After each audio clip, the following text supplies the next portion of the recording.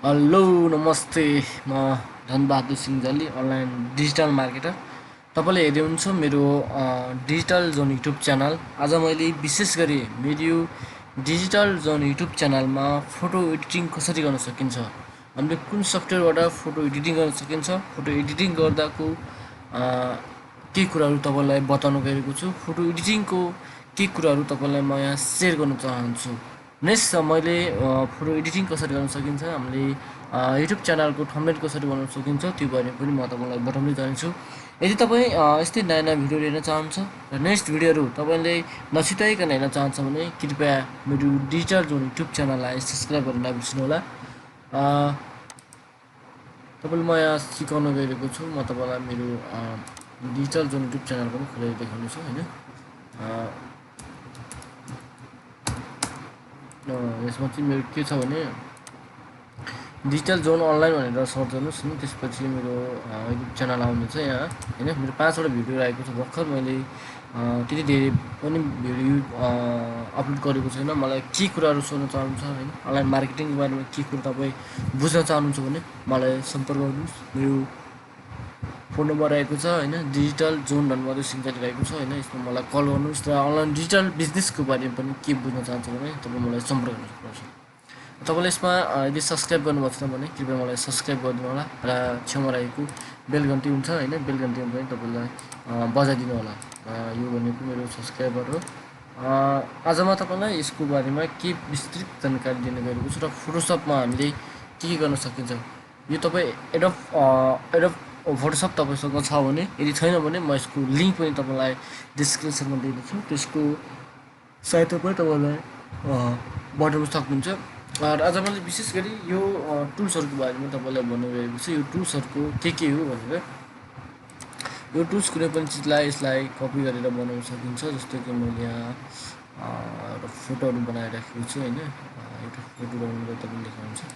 जस्तै कि मेरो वेबसाइटको लोगो भनेर मेरो वेबसाइटको लोगो भयो, यसलाई काट निकाल्नु छ सही गर्ने। यसमा हामीले कलरहरू भन्न मिल्छ होइन। यसमा कहाँ राख्ने, कुनको के कुन इम्पोर्टेन्ट त्यो गरेर देखाउनु मिल्छ होइन। यस्तो स्ट्रोक गरेर मिल्छ तपाईँले होइन। कलर गरिदिनु भयो भने यस्तो गर्ने, अनि यसलाई गरिदिने, अनि यसलाई डन गरिदियो भने अनि यता नेक्स्ट आउँछ, हुन्छ। यसलाई ठुलो गर्न पनि मिल्छ, तर यहाँ ठुलो गर्नको लागि तपाईँलाई सेटिङहरू बनाउनु पर्ने हुन्छ होइन। फुल स्ट्रोकहरू छ होइन, नर्मल छ, इन्सेप छ होइन। यहाँ 1 पिस मात्रै छ होइन। यसमा तपाईँले 2 पिस बनाउन सक्नुहुन्छ होइन। 2 पिसहरू पनि यसरी ठुलो हुन्छ होइन। यसलाई अझै ठुलो बनाउन चाहनुहुन्छ भने त्यो पनि गर्न सक्नुहुन्छ। यसको यो हो, यो भनेको तपाईँलाई कुनै पनि यो छ भने यसलाई सार्ने काम लाग्छ क्या। तपाईँको यो छ भने यसमा राख्ने होइन, यो टाउको होइन। जस्तो कि तपाईँले यहाँ बनाउनु भयो, यसलाई सार्ने कामहरू यसले काम गर्छ होइन। जस्तै यो टाउको इन्पुट हो भने यसलाई क्लिक गर्ने होइन, यस्तो गर्ने अनि त्यो गर्छ। यसले भनेको तपाईँको यिनीहरूलाई यसरी बनाउन मिल्छ होइन। नेक्स्ट यसको भनेको उज्यालो बनाउने हो। कुनै पनि चिजलाई यसलाई कुन कलरमा राख्ने त्यो बारेमा यसलाई उज्यालो पनि बनाउन सकिन्छ यो होइन। ग्रो गर्न सकिन्छ यसले होइन। लेयर कट गर्न सकिन्छ होइन। यसलाई राम्रो नराम्रो बनाउनु चाहिँ योबाट सकिन्छ। यो भनेको क्रप हो। तपाईँले कुन लाने कुन नलाने यो क्रपको बटन हो। यसरी क्रप गरेर तपाईँले यसको बारेमा यसरी क्रप गरेर तपाईँले यसरी क्रप गरेर तपाईँलाई योबाट पनि सिक्न सक्नुहुन्छ। र नेक्स्ट आएको छ हामीले यो चक्कु जस्तो भएकोलाई, चक्कु जस्तो भनेको यस्तो काट्ने हो। यसलाई नि यसको लेबलहरू मिलाउने हो। यसको चाहिँ यो लेबल मिलाउने काम गर्छ यसले। यतिमा तपाईँ यसमा के लेख्न चाहन्छ भने इमेज भन्न चाहन्छ भने इमेज राख्नुहोस् भने म इमेज राख्नुहोस् भने कन्ट्रोल छ राख्नुहोस् भने यसो लेखेर अनि नेपालमा लेख्छु भने यसमा यसो गरेर यसलाई क्रप गरेर पनि तपाईँले कहाँ लेख्न चाहन्छ त्यसमा हेरेर इन्टर गर्नुभयो भने त्यो यसैमा हुन्छ। नेक्स्ट आएको छ यसको भनेको यसको ड्युब चाहिँ 2टा भयो भने मात्रै चल्छ होइन। यसको भनेको पनि त्यही हो। यसलाई कलरमा कुन इम्पोर्टेन्ट हो त्यसलाई यसलाई इम्पोर्टेन्ट भने यसलाई गोलो गर्न चाहन्छ भने यसलाई गोलो गर्न चाहन्छ। नेक्स्ट आएको चाहिँ यो भनेको तपाईँले यसलाई पनि यो 2टा भयो भने युज गर्न सकिँदैन होइन। मैले बेसिक लेभलमा मात्रै तपाईँलाई फोटोसपको बारेमा सिकाइरहेको छु र फोटोसपबाट मैले थम्बनेल कसरी बनाउन सकिन्छ त्यो बारे पनि भनिदिन्छु। तपाईँले युट्युब कभर कसरी बनाउन सकिन्छ त्यो पनि भन्छु। अनि अर्को पनि भनिदिन्छु तपाईँलाई म फेसबुक कभर कसरी बनाउनु त्यो पनि भनिदिन्छु।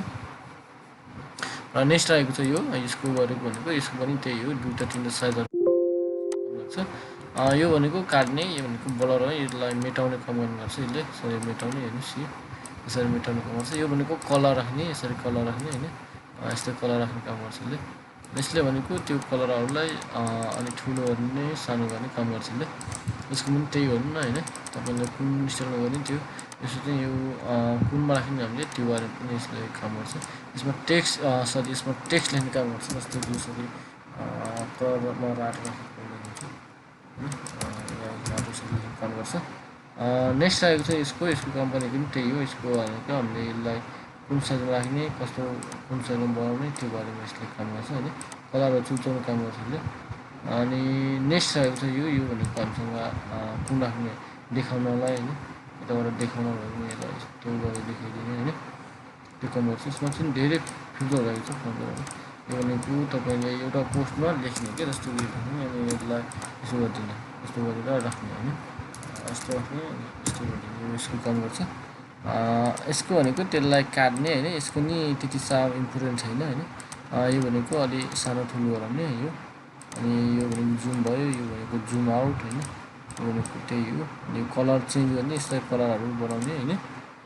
म तपाईँलाई फर्स्टमा सिकाइरहेको छु। अनि यो भनेको यिनीहरूको भनेको त्यति काम लाग्दैन, यिनीहरू भनेको त्यति साह्रो काम लाग्ने होला होइन, बक्सहरू सबै जस्तो कि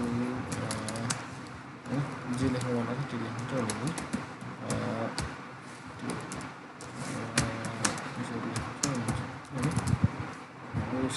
तर नेक्स्टहरू भनेको यस्तै हो। यो अलि इम्पोर्टेन्टहरू छैन, यसलाई त्यसलाई त्यति चलाउँदैन होइन, यसले त्यति चलाउँदैन, यही हो हामी चलाउने भनेको। यो भनेको प्रायः फेरि रेस्टोर अनि डाउनलोड गर्ने होइन, स्टोर अपडेटहरू हुन्छ त्यसमा लाने। यसको फ्युचर भनेको यति नै हो, योभन्दा धेरै छैन। यसमा चाहिँ तपाईँले गर्न सक्नुहुन्छ होइन, यो यति नै हो। थ्याङ्क्स फर वाचिङ भिडियो होइन। तपाईँलाई कस्तो लाग्यो भिडियो, यदि मनपर्छ भने सब्सक्राइब सेयर लाइक गरिदिनु होइन।